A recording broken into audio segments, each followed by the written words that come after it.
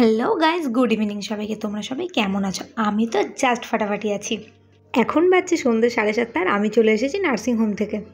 Nursing home থেকে এসে আজকে যেহেতু একটা বার্থডে পার্টি আছে, এই জন্য আলমারি খুলে আমি চিন্তায় পড়ে গেছি যে আজকে আমি কী পরে যাব সেটা বড় বিষয় না। আজকে হলো বাইরে বিভৎস গরম, যাই সাজগোজ করি না কেন সব মেকআপ গলে গলে পড়ে যাবে। এই জন্য চিন্তা ভাবনা করে করে আমি পরে নিয়েছি এই ড্রেসটা। আর মেকআপ করে আমি তো ঘেমেই একাকার, এই জন্য একবার করে ঘাম মুছছি আর একবার করে নিজেকে দেখছি। তারপরে চলে আসলাম নিচে, আর নিচে এসে আমার চালু রকি আর কুলফিকে টাটা করে দিলাম।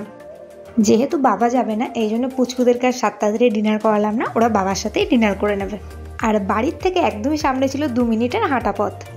গল্প গুজব করতে করতে টুকটুক করে চলে আসলাম। আর গেটটা দেখো কি সুন্দর করে সাজানো হয়েছে। এখন বাজে প্রায় 9টা, ওই জন্য এসেই চলে এসেছি স্টার্টারে তো আমার যতদূর মনে পড়ছে ফিশ ফিঙ্গার ছিল, পনির টিক্কা ছিল আর চিকেন চিজ বল ছিল। ও, তোমাদের তো বার্থডে বয়ের সাথে মিট করানো হয়নি। এই পুচকুটা ছিল বার্থডে বয়, যে কিনা দেখতে পুরো ছোটা হিরোর মতো। আর দেখো, প্রত্যেকটা মানুষের ছোটোবেলাটাই সব থেকে আনন্দের হয়, সেটা ওকে দেখেই বোঝা যাচ্ছে ও মন খুলে কতটা আনন্দ করছে। তারপরে চলে আসলাম ডিনারে, আর এইটা ছিল আজকে ডিনারের মেনু। প্রথমেই ছিল কচুরি, আর কচুরি যেহেতু আমার একদমই স্যুট করে না, এই জন্য আমি কচুরিটা অ্যাভয়েড করেছি। আর হ্যাঁ, আমি কচুরি খাইনি তো কী হয়েছে, কচুরির সাথে যে চানা মশলাটা ছিল ওইটা আমি ট্রাই করেছিলাম, যেটা কিনা ছিল খুবই টেস্টি।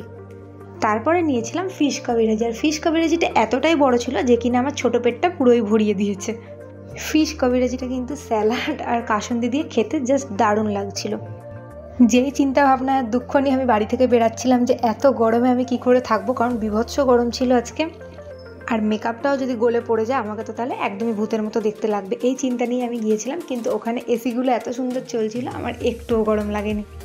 তারপরে নিয়েছিলাম কাতলা দম পেস্তা, আর দেখতেই পাচ্ছি আমি একটুখানি রাইস নিয়েছি, কারণ ওই ফিশ কবিরাজি খেয়েই আমার পেটটা পুরো ভরে গেছে। তারপরে নিয়েছি মাটন কষা।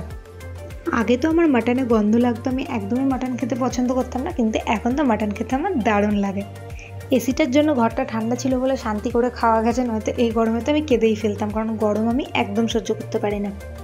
আর যেহেতু পেট একদমই ভরে গেছে, এই জন্য গল্প গুজব করতে করতে টুকটুক করে খাচ্ছিলাম।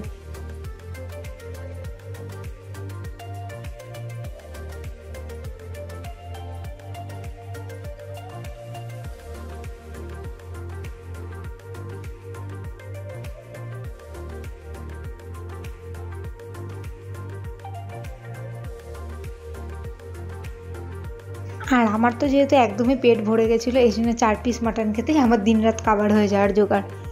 তারপরে এসে গেছে আমার ফেভারিট একটা আইটেম, চাটনি আর পাঁপড় ভাজা।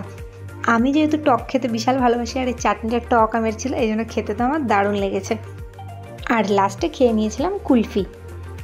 বাড়ি আসার আগে ভাবলাম যে একটা সোডা খেয়ে নেওয়া যাক, লোকজন দেখতে দেখতে খেয়ে নিলাম একটা সোডা। আর আমি এখানে একটুখানি গল্পও করছিলাম, এই জন্য ক্যামেরাটা এত নড়াচড়া হয়েছে। আজকে যেহেতু বিভৎস গরম, এই জন্য এসেই তাড়াতাড়ি চেঞ্জ করে চলে আসলাম এসিতে। তো চলো, good night, thank you for watching.